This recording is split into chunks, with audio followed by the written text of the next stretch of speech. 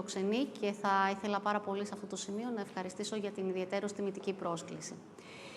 Είμαι η Μέρη Αδαμοπούλου, είμαι η συντονίστρια αυτής της εκδήλωσης και σε αυτό το σημείο θα ήθελα να σας παρουσιάσω τους εκλεκτούς καλεσμένους και να σας πω ότι η συζήτησή μας θα έχει την εξής δομή, θα έχει σύντομες τοποθετήσεις από όλους τους συμμετέχοντες και στη συνέχεια θα ακολουθήσει μία σύντομη συζήτηση μέσω ερωτήσεων που θα τεθούν από εμένα. Καλώς ήρθατε και σας ευχαριστούμε πάρα πολύ που ταξιδέψατε από τη Γαλλία αλλά και ο κύριος Ελληνάκης από την Αθήνα για να είμαστε σήμερα όλοι εδώ. Να σας ζητήσω λοιπόν τους καλεσμένους μας. Ο κύριος Ζισλέν Ντελάν είναι φιλόσοφος, διδάσκει στο αρχαιότερο οικονομικό πανεπιστήμιο της Ευρώπης που έχει ιδρυθεί το 1819, το ISCP, στο τμήμα του Παρισιού, και ο διεπιστημονικός του λόγος ασχολείται με πάρα πολλά θέματα όπως η διαχείριση των μέσων, οι ηγετικές μελέτες και η μεταμοντέρνα θεολογία. Έχουμε μαζί μας επίσης τον Jean-François Doltier, που είναι κοινωνιολόγος και είναι ιδρυτής του ιδιαιτέρως δημοφιλούς γαλλικού περιοδικού για τις κοινωνικές επιστήμες, το Sciences Humaines. Έχει δημοσιεύσει πάρα πολλά άρθρα και βιβλία για τη φιλοσοφία, την κοινωνιολογία, την ιστορία, την ψυχολογία, αλλά το 2020 έκανε μία ακόμα επόμενη κίνηση, ίδρυσε ένα τριμηνιαίο περιοδικό, το οποίο είναι αφιερωμένο στο ερώτημα τι είναι ο άνθρωπος και λέγεται Λιμαλόγκ. Τελευταίος, αλλά όχι έσχατος, στην κουβέντα μας, ο κύριος Νίκος Ερηνάκης. Είναι διδάκτορ φιλοσοφίας στον Πανεπιστημίο του Λονδίνου και της Οξφόρδης. Οι σπουδές του έχουν ένα πολύ μεγάλο εύρος, την οικονομία, τη φιλοσοφία, τη συγκριτική λογοτεχνία, τη φιλοσοφία των κοινωνικών επιστημών. Έχει διδάξει σε πολλά πανεπιστήμια στην Αγγλία. Αυτή την περίοδο διδάσκει στο Εθνικό Καποδιστριακό της Αθήνας, στην Ανώτατη Σχολή Καλών Τεχνών και στο Ελληνικό Ανοιχτό Πανεπιστήμιο, αλλά πιθανότατα όσοι έχετε ευαισθησίες γύρω από την πίστη θα τον γνωρίζετε και από τις ποιητικές του συλλογές. Καλώς ήρθατε λοιπόν. Σας ευχαριστώ πάρα πολύ που είστε εδώ. Μην κάνουμε κατάχρηση του χρόνου γιατί είναι περιορισμένος. Οπότε παρακαλώ τον κύριο Ντελάν αν ήθελε να ξεκινήσουμε τη δική του τοποθέτηση. Bien, bonjour, merci de me donner la parole. Bonjour à toutes et à tous. Je vais essayer de poser le débat en quelques mots.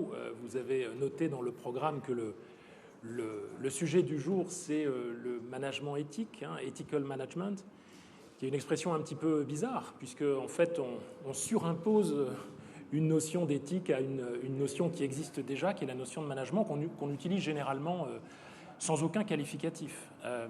Et c'est là le problème, c'est-à-dire ou bien le management n'a rien à voir avec les questions éthiques, un peu comme Milton Friedman présentait l'économie il y a quelques années dans un fameux éditorial du New York Times dans lequel il disait « The only business of business is business ». Et donc on pourrait dire la même chose du management, c'est-à-dire qu'au fond, on est là dans un exercice de lutte de lutte contre l'inefficacité, une sorte de science collective, ou de l'action collective, on pourrait dire dans un sens qui nous apporte un certain niveau de satisfaction du point de vue de l'efficacité. Ou alors on peut considérer que quand on dit management, en fait, on inclut des notions, des valeurs qui ont un rapport avec ce mot important, évidemment, depuis Aristote, en réalité, et on considère qu'il y a quelque chose d'éthique dans le management. Et c'est ce que Aristote raconte très bien dans son ouvrage, L'économie, qui est d'une certaine manière Xénophon également, qui montre que dans le management, il y a deux choses. Il y a ce qu'on pourrait appeler la crématistique, c'est-à-dire au fond l'art du commerce, on dirait l'art de la finance aujourd'hui, c'est-à-dire un art de l'accumulation des richesses. Mais il y a aussi autre chose. Il y a ce qu'on pourrait appeler une sorte de rapport à soi, une manière pas seulement profitable de faire les choses, mais aussi bénéfique pour soi-même, pour autrui, pour la société, pour les autres. Et cette ouverture que nous proposent les philosophes grecs, c'est quelque chose que le taylorisme a complètement mis de côté. Bon. Alors, ce terme de management éthique, il nous incite à nous poser la question de savoir qu'est-ce que c'est que le management. Et en réalité, j'appartiens, comme vous l'avez dit, à une université, enfin c'est une école de gestion en réalité, qui est la plus ancienne des écoles de commerce du monde occidental, qui a été créée en 1819, notamment par quelqu'un qui s'appelle Adolphe Blanqui, qui est le frère d'Auguste Blanqui, pour l'information, pour ceux qui connaissent un peu l'histoire politique en France, et qui en fait a vocation à former des jeunes gens à l'administration des affaires. Et en réalité, cette école, elle existe aujourd'hui sur 6 différents campus. On a un campus à Madrid, un autre, donc 6 campus européens, un campus à Madrid, un campus à Berlin, un campus à Londres, un campus à Paris, un campus à Varsovie. Et en fait, si vous posez la question aux 145 professeurs de la faculté de SCP Europe, qu'est-ce que c'est que le management, vous allez tomber sur des réponses très différentes.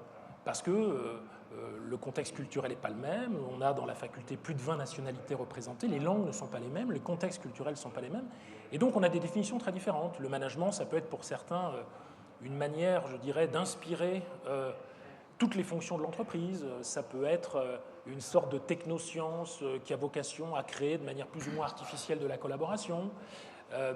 Ça peut être aussi, et là on est, je dirais, dans une sorte de post-taylorisme, dans l'idée que le management, c'est quelque chose qui met en place un système dans une organisation qui permet d'apprendre de ses erreurs. Quand on parle de contrôle de gestion, par exemple, c'est bien de ça dont il s'agit. On a des objectifs budgétaires, des objectifs stratégiques, et en permanence, on essaie d'apprendre de ses erreurs pour essayer d'atteindre les objectifs qu'on s'est fixés. Bon. Donc ça, c'est la définition un peu générique, et chacun y viendrait avec sa nuance, selon que votre parcours vous amène du côté de la sociologie, du côté de la poésie, il n'y en a pas beaucoup en management, pas suffisamment en tout cas, du côté de la statistique, du côté de la psychologie, etc., etc., des sciences cognitives et autres. Et donc, en fait, qu'est-ce qu'on peut faire de ça? Je crois que le management peut s'appréhender aujourd'hui si on considère les 5 sens du management, les 5 sens au sens de l'ouïe, le toucher, la vue, etc. Le premier sens, c'est une définition technique. Le management, c'est ce que dit d'ailleurs le Larousse, qui est le dictionnaire officiel de la langue française, entre guillemets, qui nous dit que finalement la gestion, c'est un ensemble de techniques de gestion. C'est-à-dire que si vous agglomérez toutes les techniques de marketing, de finance, de stratégie, qu'on apprend à l'université, qu'on apprend en école de gestion, vous avez quelque chose qu'on appelle les sciences de gestion au sens technique du terme. Vous avez un deuxième sens du management qui est un rapport scientifique. C'est-à-dire que pour qu'on puisse apprendre, ou en tout cas enseigner quoi que ce soit en école de gestion, il faut que la communauté scientifique se soit mise d'accord sur un certain nombre de concepts. Donc, quand on parle de rationalité limitée chez Simon, par exemple, ou lorsqu'on parle de la théorie des parties prenantes, il en sera sûrement question dans les prochains jours dans ce forum, créé par Ed Freeman, vous avez des concepts qui, au départ, ont été développés dans des revues scientifiques de gestion, puis qui ensuite ont été popularisés dans des magazines économiques, et puis qu'ensuite les managers s'approprient. Bon. Ensuite, on peut considérer que le management, c'est pas seulement des techniques, c'est pas seulement, je dirais, un savoir-faire, c'est pas seulement un savoir scientifique, c'est aussi un savoir pratique en réalité, une sorte de savoir-être, de pratique managériale. Et on peut d'ailleurs imaginer que s'il n'y avait pas de praticiens de la gestion, il n'y aurait pas de science de la gestion, il n'y aurait pas de technique de gestion. C'est-à-dire qu'au fond, les praticiens dans ce domaine-là, on pourrait dire que le management, c'est une praxéologie. C'est-à-dire qu'au fond, s'il n'y a pas de pratique managériale, il n'y a pas de science du management, il n'y a pas de technique managériale. Et ce qui est intéressant ici, c'est que vous avez des praticiens de genres très différents. Si vous gérez un petit hôpital ou une clinique privée en Grèce ou une grande université publique en France, ou si vous dirigez une usine dans le domaine pétrochimique dans, je ne sais pas, je ne veux pas dire la Russie, mais je vais essayer de trouver un autre exemple, en Afghanistan, vous vous apercevrez très vite qu'en réalité, les pratiques ne sont pas les mêmes. Donc il y a une grande diversité sectorielle des pratiques. Alors on peut s'arrêter à ça, et d'ailleurs la plupart des enseignements de gestion en MBA, de ci, de là, disent à peu près cela. Mais ce qui est intéressant, et c'est là où les philosophes grecs nous apportent quelque chose, c'est-à-dire qu'ils nous disent, oui, mais le management, c'est aussi un rapport à soi, c'est aussi une pratique, c'est aussi une sagesse pratique qui nous ramène à des questions plus fondamentales. Alors, il y a un champ de recherche qui s'est développé, qui s'appelle le business ethics, qui a notamment été développé aux États-Unis, pour essayer de prendre conscience d'un certain nombre d'enjeux, qui sont des enjeux sociétaux, environnementaux, etc. Mais ce qui me paraît intéressant ici, c'est que le management est aussi une question éthique dans la mesure où le management n'est pas seulement qu'une question de pilotage des organisations, c'est ça pour l'essentiel, et d'ailleurs le mot manus en latin dit bien ça, c'est la main. Un bon manager, c'est quelqu'un qui a une bonne main, qui est capable de piloter son organisation. Mais c'est pas seulement ça, c'est aussi le comportement du pilote, c'est-à-dire c'est la manière avec laquelle le pilote se conduit lui-même dans le pilotage des organisations. Donc c'est ce double niveau d'analyse qu'on peut avoir dès lors qu'on distille cette notion d'éthique. Et puis le cinquième point, évidemment, c'est que le management, c'est aussi une question politique. Χρόνος ήδη μας πιέζει αρκετά. Οπότε να είμαστε λίγο πιο συνοπτικοί στις τοποθετήσεις μας. Donc je conclus. Donc le cinquième sens du management, et je voulais conclure là-dessus, c'est une notion politique, puisque manager une équipe, c'est avoir un rapport hiérarchique avec cette équipe. Et vous avez donc toute une analyse critique du management qui sont développées dans le monde de la recherche par ce qu'on appelle les Critical Management Studies, qui essaient de montrer que le management, c'est aussi le discours des plus puissants. C'est aussi un discours hiérarchique qui tombe sur des gens qu'on appelle les managers. Voilà. Donc si on a en fait ces 5 sens-là, on a, je crois, l'essentiel de ce que le management veut dire. Et ce qui est intéressant là, c'est de voir les points de contamination qu'il peut y avoir entre la pratique, la science, la technique, l'éthique et la politique. Voilà. Σας ευχαριστούμε πάρα πολύ. Πολύ ενδιαφέρουσα τοποθέτηση και νομίζω ότι μας δίνει αρκετή αφορμή για τη συζήτηση που θα ακολουθήσει. Παρακαλώ πάρα πολύ τον κύριο Ντορτιέ να πάρει το λόγο. Merci, bonjour à tous.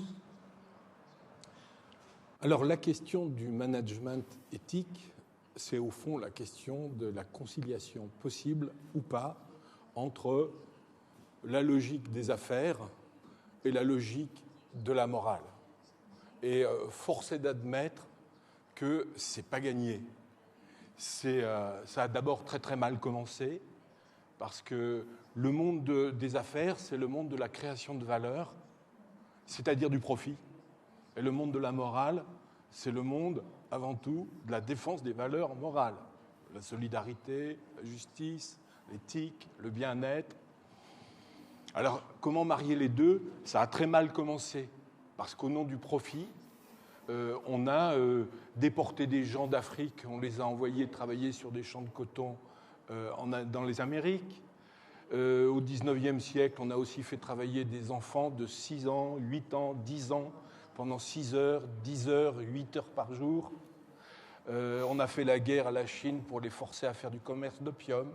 On s'est emparé de régions tritières. Bref, même si les choses se sont améliorées aujourd'hui, force est d'admettre qu'on part de loin. Et est-ce qu'une conciliation est possible? A priori, il n'y a pas grand-chose entre les deux, il y a un divorce entre les deux mondes, mais pourtant, quand on regarde l'histoire aussi, on s'aperçoit qu'il y a quand même eu des liens très forts entre l'éthique et l'économie.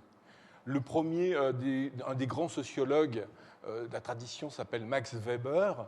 Il a écrit L'éthique protestante du capitalisme. Qu'est-ce qu'il voulait dire par là? Que dans la naissance du capitalisme, il y avait une éthique.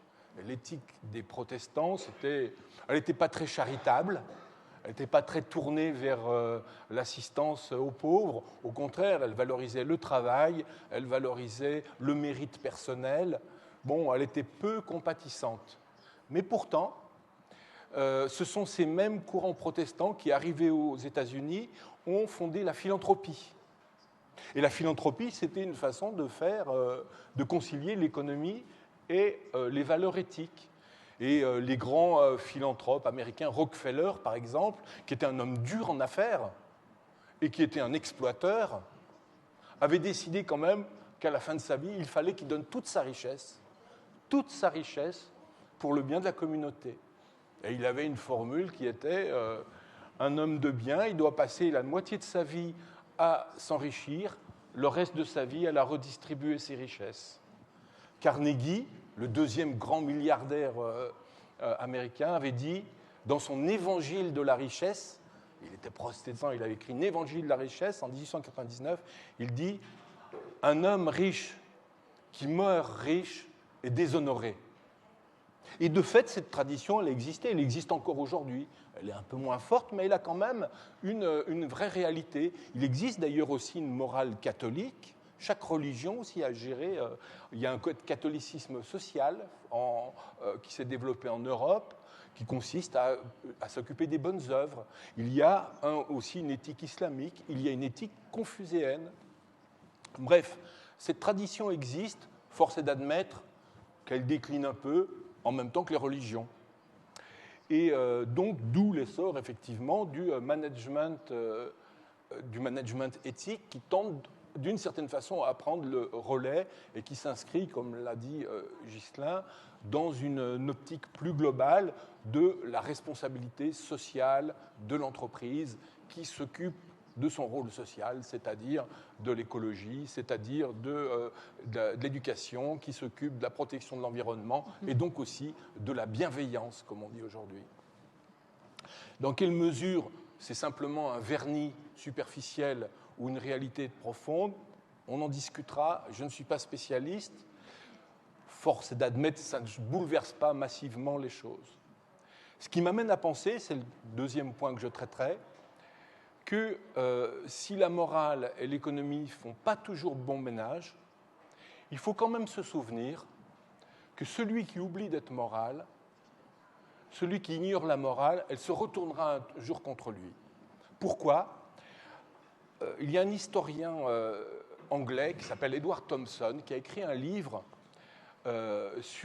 qui a étudié l'histoire des mouvements ouvriers en Europe et qui a mis en avant la notion d'économie morale. Et qu'est-ce que voulait dire l'économie morale ? Il montrait par là que dans les mouvements populaires, dans toute l'histoire des mouvements populaires, les gens souvent se révoltaient au départ pour des questions strictement économiques, matérielles, avoir du pain, avoir de meilleures conditions de travail, avoir de l'argent, mais que très rapidement, si leurs revendications n'étaient pas satisfaites, le mouvement se retournait vite sur un sentiment de frustration, un ressentiment, et des valeurs morales prenaient le relais. Et les valeurs morales, c'était le souci d'égalité, de justice, même d'une certaine humanité. Et parfois même, il y avait un tournant dans les mouvements où, lorsque les valeurs morales prenaient le pas sur les intérêts matériels, les premières revendications, alors ça pouvait basculer dans l'hyperviolence. Il y a des révoltes morales qui ont un impact très important sur l'histoire des sociétés et qui ont fécondé des révolutions entières.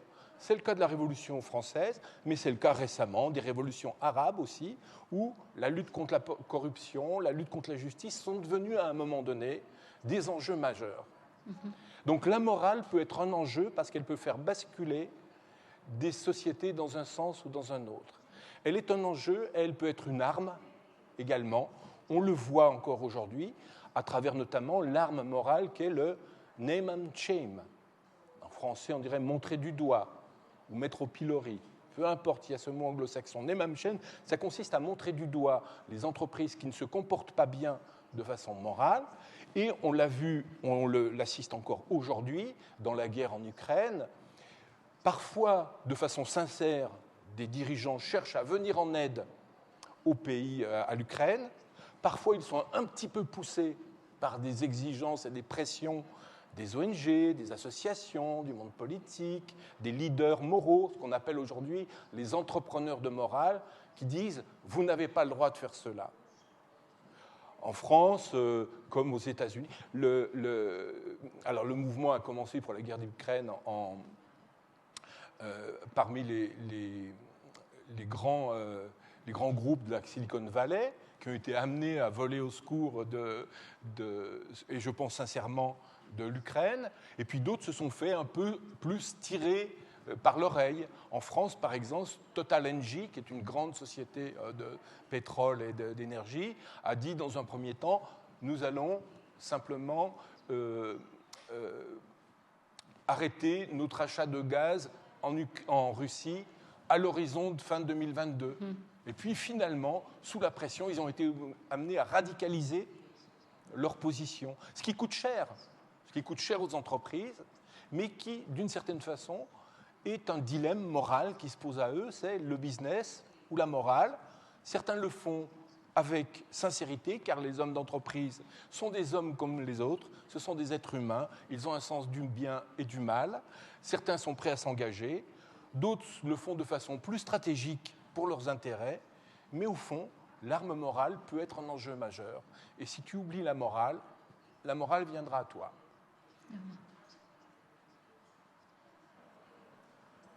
J'ai terminé pour mes... Σας ευχαριστούμε πάρα πολύ. Υπήρχε μια καθυστέρηση μέχρι να ολοκληρώσετε τη φράση σας στη μετάφραση. Ευχαριστούμε πάρα πολύ για την τοποθέτησή σας. Ο λόγος παρακαλώ στον κύριο Ειρηνάκη.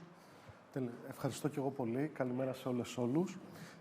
Προσπαθώντας έτσι να συμπληρώσω στα ήδη πολύ ενδιαφέροντα πράγματα που ακούστηκαν και στα επιχειρήματα και σε έτσι μια προσπάθεια και πλαισίωσης, θα επιχειρήσω λίγο να θέσουμε τα πράγματα έτσι σε ένα πιο μάκρο επίπεδο και ένα πιο ίσως ολιστικό στο σήμερα. Έχοντας στο μυαλό μας και όλα τα πολύ ενδιαφέροντα ιστορικά παραδείγματα που ακούστηκαν σαν μια πορεία σκέψης και μέχρι εδώ. Άρα, εστιάζοντας λίγο στη συγχρονία μας και βλέποντας τις προκλήσεις της εποχής, αλλά και μια, θα λέγαμε, πολύ πρωτότοπη, πρωτόγνωρη πολλαπλότητα κρισιακής συνθήκης. Και τι εννοούμε με αυτό, ότι προφανώς όλη η ιστορία είναι γεμάτη με κρίσεις και πολέμους, μάλλον πολύ περισσότερο από τις εποχές και τις στιγμές ειρήνης ή κοινωνικής ισορροπίας ή κοινωνικής συνοχής, δυστυχώς. Αλλά αυτό που βιώνουμε πλέον αυτές τις 2 τελευταίες δεκαετίες, ίσως και 3, μέσα στην αυγή του 21ου αιώνα, είναι μια συνεχόμενη αλλεπάλληλη εναλλαγή κρίσεων που μπορεί να μην έχουν αυτή τη μεγάλη ένταση. Έχουν προφανώς πολύ μεγάλη ένταση, αλλά σχετικά με άλλες κρίσεις που μπορούμε να σκεφτούμε έναν αιώνα πριν κτλ. Ή παγκόσμιους πολέμους. Ωστόσο, είναι πολύ έντονα διαπλεκόμενες μεταξύ τους και συνεχείς. Δηλαδή, δεν έχουν κάποια διαλύματα.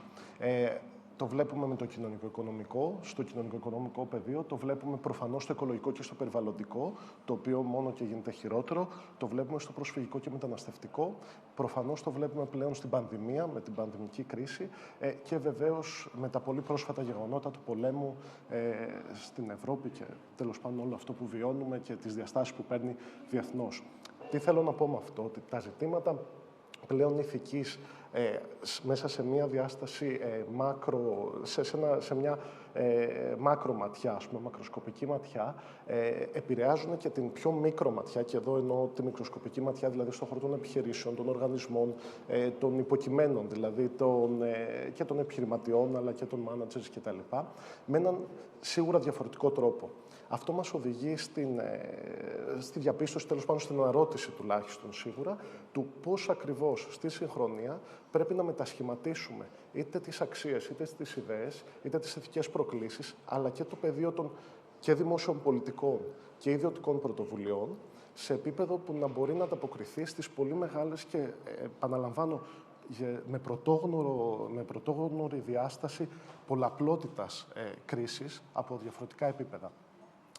Εδώ πέρα μια σημείωση στο ότι ακριβώς για να απαντήσουμε πλέον αυτή την ερώτηση που ενέχει όλες αυτές τις προκλήσεις, μάλλον πρέπει να επιστρέψουμε πάλι στον πολύ αρχικό ηθικό διαχωρισμό, στο πεδίο του ηθικού στοχασμού, ανάμεσα σε αυτό που λέμε δεοντολογία, δεοντοκρατία και συνεπιοκρατία, άρα τον ωφελημισμό και όλη αυτή και την αγγλοσαξονική παράδοση. Για να μην πω σε ορολογίες και έτσι κουράσουμε ή τέλος πάντων γίνουμε μη σχετικοί, αυτό που στην ουσία λέμε και εννοούμε με αυτό το διαχωρισμό είναι το πολύ απλό.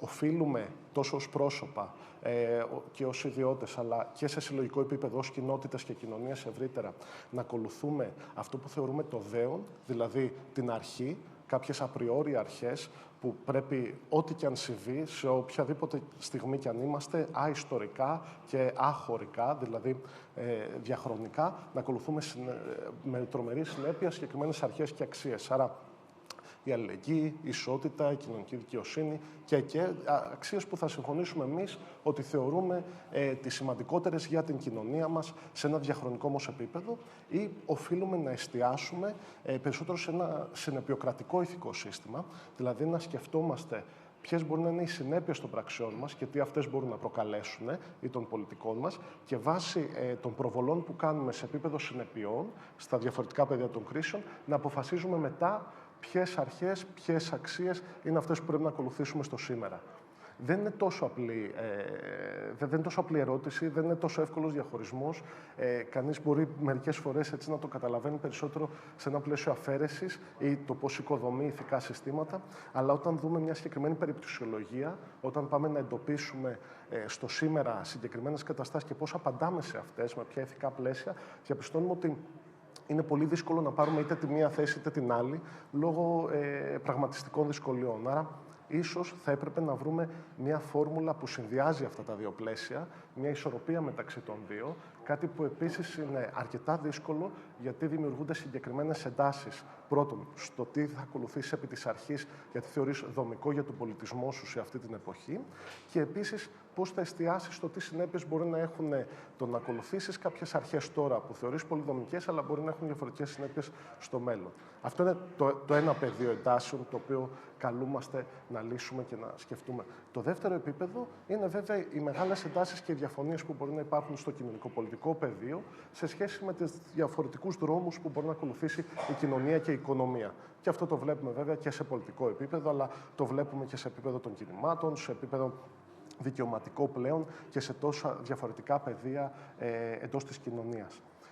Και το τρίτο επίπεδο, το οποίο είναι και αυτό που συζητάμε πιο συγκεκριμένα σήμερα, αλλά στην ουσία επικαθορίζεται σε ένα πολύ μεγάλο βαθμό ή αλληλοεπηρεάζεται και επηρεάζει και έντονα τα άλλα δύο επίπεδα που συζητήσαμε, είναι αυτό το τι συμβαίνει μέσα στις επιχειρήσεις, μικρές, μικρομεσαίες, μεγάλες, στους μεγάλους ομίλους, αλλά και σε αυτούς που πλέον ηγούνται, γιατί ακολουθούν κάποια ιεραρχικά μοντέλα, τουλάχιστον οι περισσότερες επιχειρήσεις, όχι ότι δεν υπάρχουν πολύ πετυχημένα παραδείγματα και με οριζόντιες ιεραρχίες, και αυτό είναι και κάτι άλλο που μπορούμε να συζητήσουμε μέσα στο πλαίσιο του πώς τρέχει μια επιχείρηση και πώς ηθικά μπορεί να βοηθάει αυτό περισσότερο.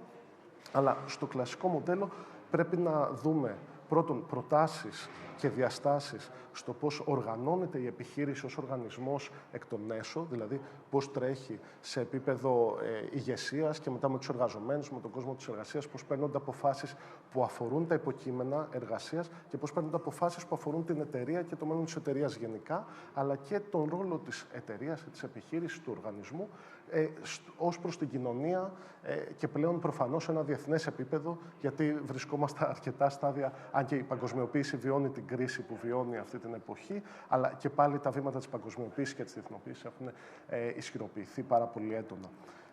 Σε αυτό το επίπεδο, και για να μην καταχραστώ και το χρόνο, είναι που πρέπει να δούμε και τις δυναμικές. Δηλαδή, πόσο είναι το κλασικό ερώτημα, το οποίο νομίζω μπορεί να μας απασχολεί και εδώ. Δηλαδή, κατά πόσο εναπόκειται στην καλή διάθεση, στην καλή φύση, στο καλό αξιακό και συνεπές, συνεκτικό αξιακό σύστημα του εκάστοτε μάνατζερ, επιχειρηματία, ιδιοκτήτη εταιρείας ή και εργαζομένου αντίστοιχα, δηλαδή και από τα πάνω και από τα κάτω, στο να τρέξουν κάποια ζητήματα μέσα σε ένα πλαίσιο ηθικό, ή αν πρέπει να υπάρξουν και κεντρικές ρυθμίσεις, οι οποίες θα δίνουν ένα πολύ συγκεκριμένο πλαίσιο μέσα στο οποίο θα λειτουργεί η εκάστοτε εταιρεία ή η εκάστοτε επιχειρηματίας. Ένα κλασικό παράδειγμα που μου αρέσει να αναφέρω συνήθως, γιατί προκαλεί έτσι τουλάχιστον μια αμφιθυμία, σε μένα αν μη τι άλλο, είναι ακριβώς αυτό το παράδειγμα με τους μεγάλους τώρα επιχειρηματίες, τους κολοσσούς, που έδωσαν κάποια συγκεκριμένα χρήματα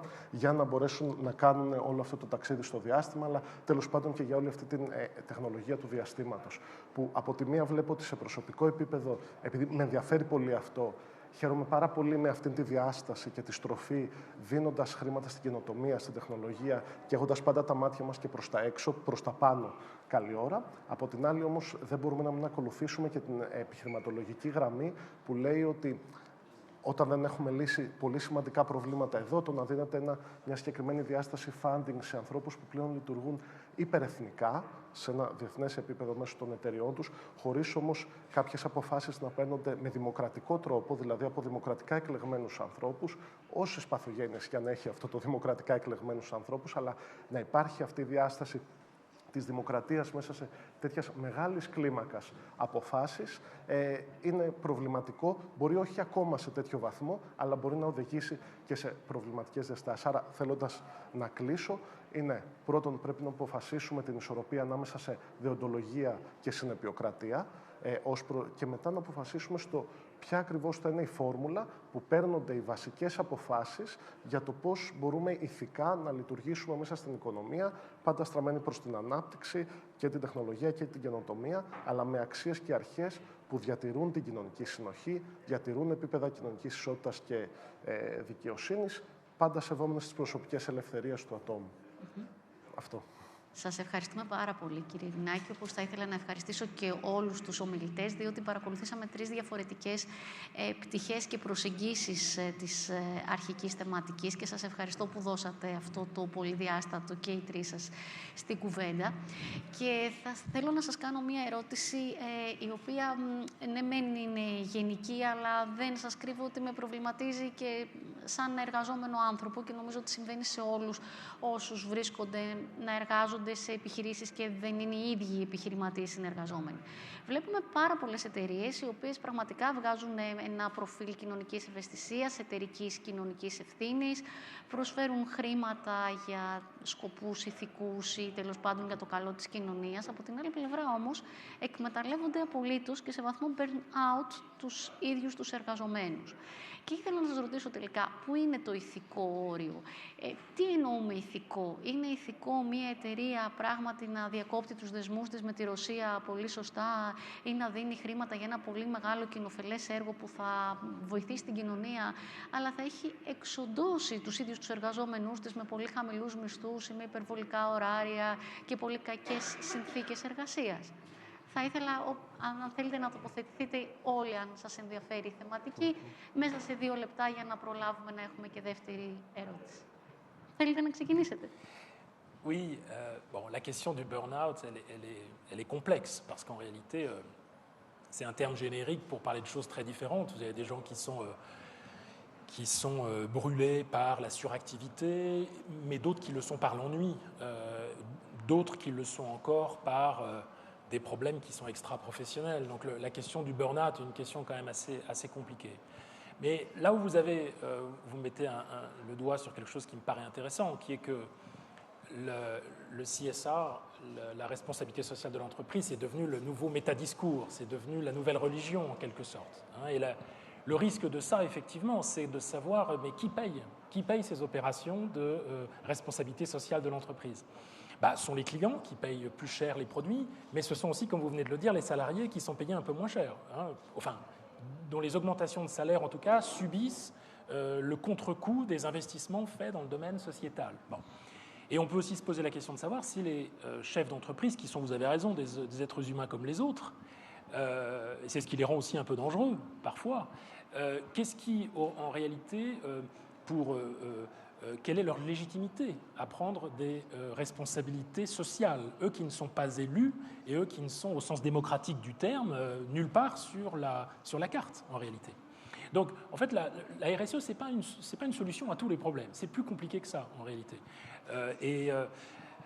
Alors, comment appuyer une telle logique et sur quoi? Alors, peut-être un système de valeurs. Moi, je suis parfois un peu sceptique avec l'expression multiple des valeurs, qui sont souvent, pour ceux qui ont lu Nietzsche, l'expression d'une volonté de puissance en réalité.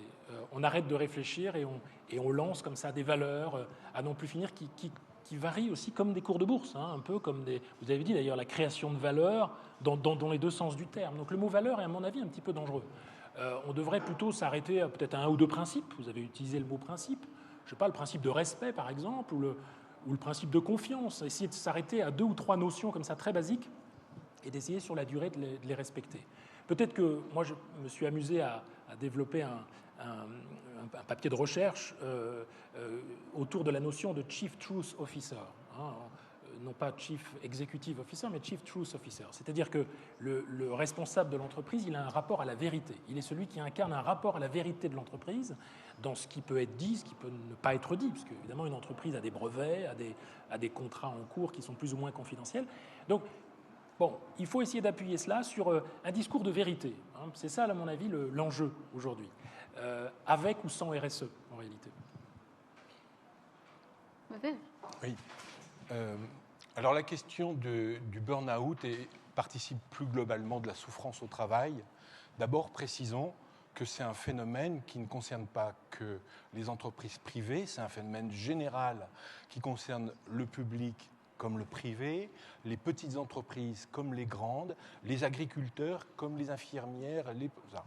Je suis humanologue, mais je suis également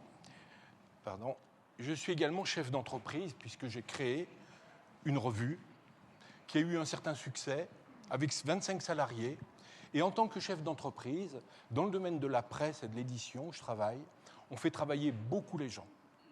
On les fait souffrir parce qu'on leur demande beaucoup, parce que la loi commune aujourd'hui, c'est si vous voulez survivre, il faut faire plus avec moins. Et ce n'est pas très éthique. Et vous demandez beaucoup aux gens. Donc moi, dans mon entreprise, comme dans d'autres entreprises amies, certains sont dans le secteur du travail social aussi, il y a des gens qui font des burn-out. Pendant longtemps, d'ailleurs, il y a des gens qui souffraient dans mon entreprise, je ne le voyais pas, parce que je n'avais pas suffisamment d'attention aux personnes qui souffrent. Donc ça, c'est un premier enjeu, effectivement, celui d'observer. Ça, on doit apprendre à être à l'écoute. Là, je me situe en tant que manager. Manager dans une entreprise privée, c'est un petit roi.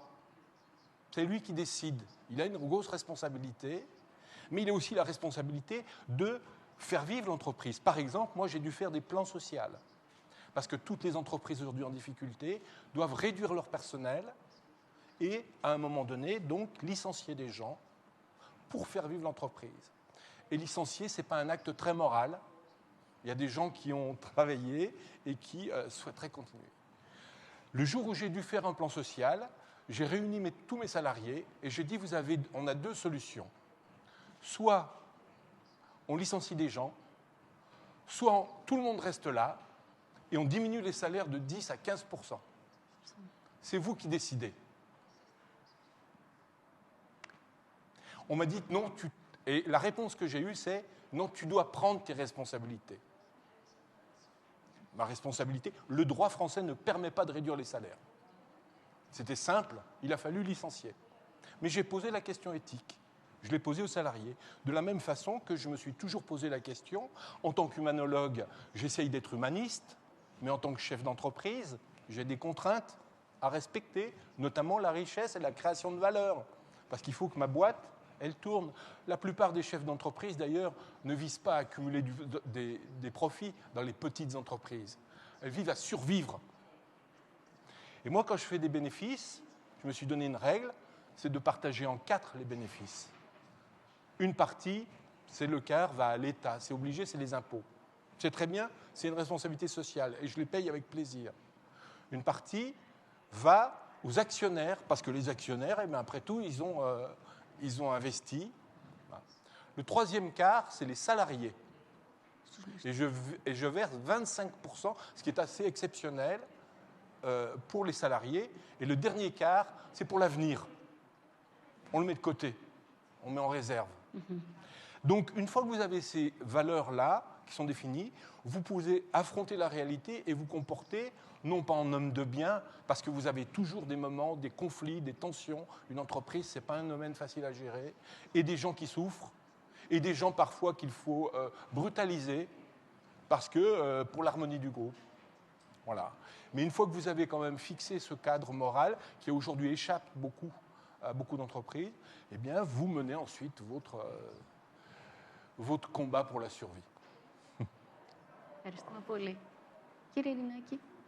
Ναι, το ζήτημα του burnout, το οποίο επί της ουσίας κιόλας είναι και λίγο διτό, με την έννοια του ότι προφανώς είναι ο χρόνος που αναγκάζεται να δώσει κανείς και η τρομερή πίεση που έχει μέσα στο πλαίσιο της εργασίας του συνεχόμενα σε ένα πεδίο πολύ έντονης επισφάλειας και για τους λόγους που αναφέραμε πριν, αλλά και διαχρονικά, τουλάχιστον την πλευρά του εργαζομένου, αν και πολλά πράγματα και διαστάσεις έχουν κερδιθεί, δικαιώματα μέσα στον χώρο της εργασίας μέσα στα χρόνια, βλέπουμε ότι αυτά υποχωρούν λόγω μιας γενικότερης ρευστότητας η οποία υπάρχει σε ένα διεθνές επίπεδο αλλά και στο πεδίο της οικονομίας, με θετικά αλλά και σημαντικά αρνητικά ως προς και όχι μόνο τον κόπο που πρέπει να δίνει ο εργαζόμενος και το άγχος που μπορεί να έχει, αλλά βασικά αυτό κυρίως, και η ψυχολογική διάσταση του burnout.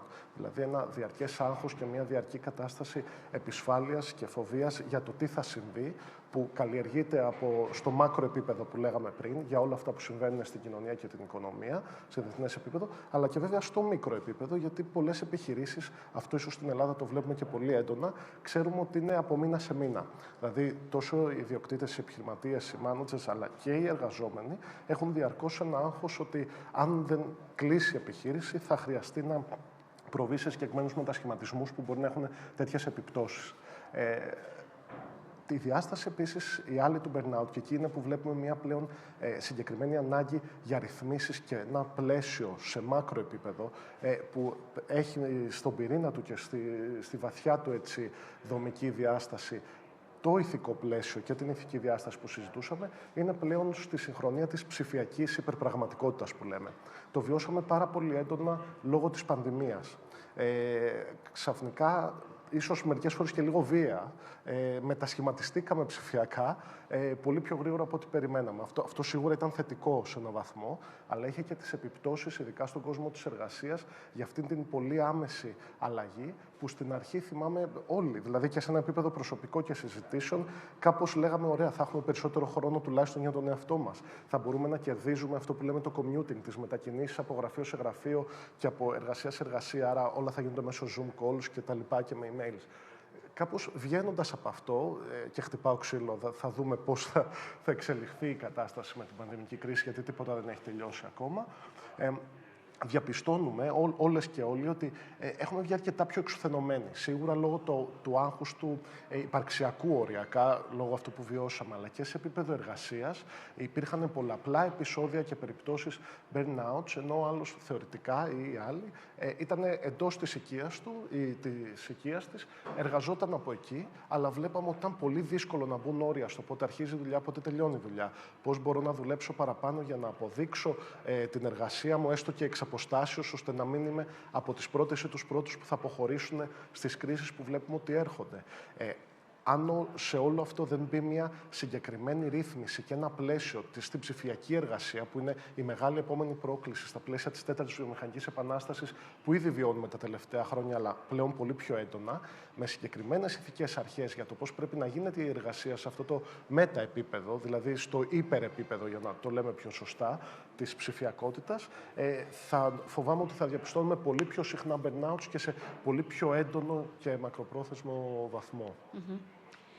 Η δεύτερη ερώτηση που ήθελα να σας θέσω συνδέεται κάπως με την προηγούμενη που μιλήσαμε για το τελικά για εταιρείες που εξουθενώνουν τους υπαλλήλους, αλλά από την άλλη πλευρά μπαίνουν σε μια διαδικασία να προσφέρουν στην κοινωνία. Και ήθελα να σας ρωτήσω, σε διάφορες εποχές η οικονομία έρχεται αντιμέτωπη με διάφορες προκλήσεις, που μπορεί να είναι από την οικολογική κρίση ή την ενεργειακή κρίση ή την κλιματική αλλαγή που βλέπουμε σε πιο μακροπρόθεσμα, είτε πολύ πιο άμεσα την πανδημική κρίση ή τον πόλεμο που βιώνουμε τώρα. Ήθελα να σας ρωτήσω λοιπόν ότι η οικονομία κατά περίπτωση και ανακρίση με την οποία έρχεται αντιμέτωπη αλλάζει και ηθικές αξίες ή υπάρχουν πάντα κάποιες σταθερές οι οποίες μένουν μόνιμες, ή ανάλογα με το τι έχει μπροστά της να αντιμετωπίσει κάθε φορά η οικονομία, τροποποιεί λίγο και τις βασικές της αρχές. Ξεκινήστε πάλι, να μην χαλάσουμε τη σειρά. Ξεκινάμε από εσάς. Très bien. Oui, je vais vous répondre. Je voulais juste apporter une toute petite nuance par rapport à ce qui avait été dit juste avant. Concernant le burn-out, il y a la pression, plus de choses avec moins de temps et éventuellement des salaires compressés, avec une intensité de plus en plus forte avec des salaires qui ne suivent pas.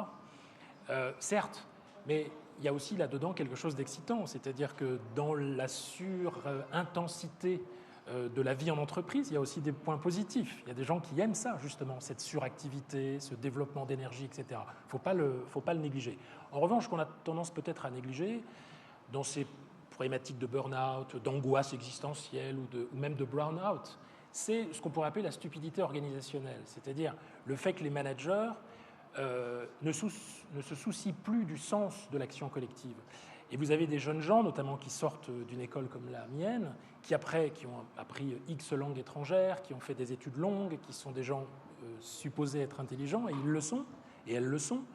Simplement, elles font des choses idiotes en entreprise. C'est-à-dire qu'après quelques années de collaboration, elles s'aperçoivent que finalement, entre ce qu'elles ont appris, qui était d'un niveau de théorisation très élevé, finalement, on les amène dans des fonctions où il n'y a pas de réflexivité, où on ne réfléchit pas au sens de l'action collective, où finalement on suit je dirais le mouvement de foule sans s'interroger sur le sens de l'activité en tant que telle. Et ça peut poser aussi des problèmes de burn-out, au moins autant que la surintensivité du travail.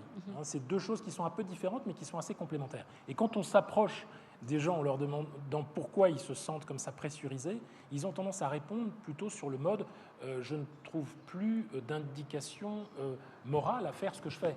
Je le fais, mais de manière un peu automatique, un peu mécanique, sans véritablement y trouver un sens existentiel. Donc ça, c'était ce que je voulais dire en premier lieu. Alors, moi, je m'intéresse surtout au management des entreprises. Alors, c'est vrai qu'elles sont aujourd'hui bousculées par des problématiques écologiques, macroéconomiques, géostratégiques qui les dépassent pour beaucoup. Et à mon sens, je crois que le rôle du chef d'entreprise dans une entreprise de 25 salariés dans le domaine de l'édition de magazines n'est pas immédiatement impacté par la crise en Ukraine. Et en même temps, on va vous demander tout de même de répondre à ça. Donc, je crois que ce qui est intéressant, c'est de maintenir la discussion avec les équipes, de maintenir un bon niveau d'écoute, éventuellement de solliciter de manière plus ou moins démocratique les salariés dans l'orientation éventuellement de donations qui peuvent être faites ou d'actions qui peuvent être menées de façon très très concrète.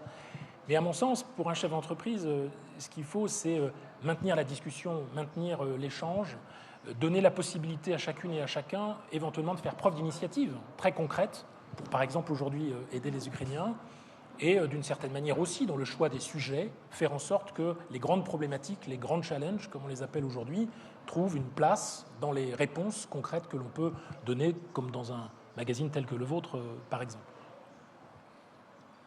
Oui, alors deux mots là aussi, expérience personnelle. En tant que donc responsable de presse, j'ai une responsabilité écologique parce que chaque mois, je publie des publications qui m'amènent à utiliser 17 tonnes de papier par mois. Et ce n'est pas écologique du tout.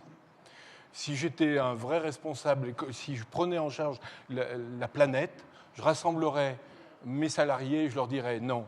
Publier tous les mois un magazine et faire abattre des arbres pour produire du papier, ce n'est pas nécessaire. On pourrait très largement passer à publier une fois sur deux, tous les 2 mois, ça suffirait largement par rapport à ce qu'on a à dire. Bon, alors évidemment, ça supposerait de licencier la moitié du personnel. Donc, comme tout responsable économique, mais comme tout individu, nous sommes pris dans un conflit intérieur. Les Grecs appelaient ça l'acrasie. Je rêve d'une chose et je fais autre chose. Nous sommes tous responsables, nous avons conscience du poids qui pèse sur la planète, et pourtant, chaque jour, un chef d'entreprise, il doit faire tourner sa boîte, c'est nécessaire. Et s'il était logique, on devrait utiliser beaucoup moins de shampoing, on devrait s'habiller beaucoup moins, on devrait produire beaucoup moins, mais donc du coup, l'économie devrait régresser. Donc comment faire ? Par exemple, dans le domaine de la presse, aujourd'hui, on est obligé de passer par du papier recyclé. Ce sont des normes qui ont été fixées au niveau européen, puis national, avec des systèmes de malus et de bonus qui contraignent, qui poussent les entreprises à faire des choix plutôt écologiques. Donc en fait, c'est aussi ce système-là d'encouragement qui peut être fait parce que le laisser simplement à un choix personnel fait qu'on sera toujours amené à vouloir une chose et de fait à faire le contraire. Κύριε Ειρηνάκη. Ναι, νομίζω ότι πάλι καλούμαστε σε αυτό το πλαίσιο, δηλαδή στη βάση του ερωτήματός σας για τη διαχρονικότητα ημί και των αρχών και αξιών που πρέπει να ακολουθούμε. Είμαστε σε ένα στάδιο ιστορικό, σε μια ιστορική στιγμή που πρέπει ή καλούμαστε για μια ακόμα φορά να επαναπροσδιορίσουμε τις προτεραιότητές μας και μια ιεράρχηση που πρέπει να έχουμε ανάμεσα σε ζητήματα αρχών και αξιών. Λόγω όλης αυτής της πολλαπλότητας και της κρισιακής συνθήκης που περιγράψαμε πριν. Το πώς θα γίνει αυτό, νομίζω ότι επειδή πλέον έχουμε μπει και σε αυτό που είπαμε, τέταρτη βιομηχανική επανάσταση, άρα έχουμε και όλο αυτό το νέο πεδίο μιας ψηφιακής υπερπραγματικότητας, η οποία λειτουργεί καθοριστικά και για την φυσική μας καθημερινή πραγματικότητα, πρέπει να επαναπροσδιορίσουμε τι είναι το ανθρώπινο και τι είναι τόσο δομικό στο ανθρώπινο, το οποίο θέλουμε να διατηρήσουμε και να υπερασπιστούμε περισσότερο. Άρα το πλαίσιο της ανθρωπινότητάς μας, θα λέγαμε, με τα καλά και τα κακά. Προφανώς δεν ξεκινάμε από το μηδέν, έχει γίνει μια πολύ ουσιαστική δουλειά μέσα στους αιώνες. Αλλά το πώς θα προτεραιοποιήσουμε αυτές τις αρχές και κατ' επέκταση οι αξίες που προκύπτουν από αυτές τις βασικές αρχές και σε ποιο πλαίσιο θα καταφέρουμε να τις υπερασπιστούμε και να τις οχυρώσουμε, έρχεται μετά σε καθημερινό πραγματιστικό επίπεδο να μας δώσει κατευθύνσεις αλλά και δεσμεύσεις. Παραδείγματος χάρη, και κλείνω με αυτό γιατί ξέρω ότι ο χρόνος μας τελειώνει, ότι είναι άλλο, για να το πω έτσι λίγο πιο, είναι άλλο η φιλανθρωπία και είναι άλλο η αλληλεγγύη. Η φιλανθρωπία δεν αρκεί. Δηλαδή, είναι καλή, θεμιτή, δόκιμη και την θέλουμε πάντα, αλλά είναι άλλο το πλαίσιο της αλληλεγγύης, μέσα από το οποίο μπορούμε να υποστηρίξουμε τις αρχές και τις αξίες που θέλουμε να διατηρήσουμε μέσα σε αυτό που λέμε ανθρώπινη κατάσταση, ανθρώπινη διάσταση, ανθρώπινο μέλλον σε όσα μας περιμένουν μπροστά. Και αυτό είναι μια ενδεικτική γραμμή σε διαχωρισμούς για συζητήσεις που μπορούμε να κάνουμε και μετά.